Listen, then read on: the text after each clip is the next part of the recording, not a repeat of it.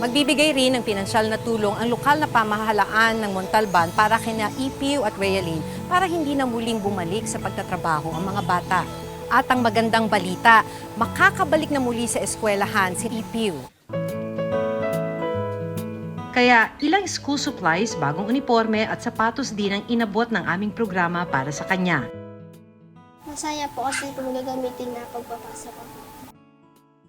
Masaya po ako dahil binigyan niyo po ako ng school supply po. Panggamit po sa school.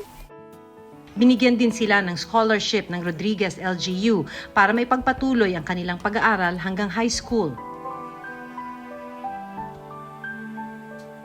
At nito lang Miyerkules, matapos ang mahigit 2 buwang pagbabanat ng buto ni Ipiu, hindi na sa bundok at hindi na rin sako-sakong gulay ang kailangan niyang buhatin.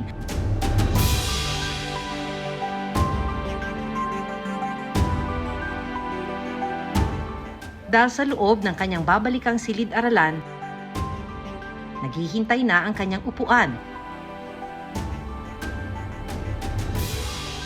na maghahatid sa kanya sa mas magandang bukas.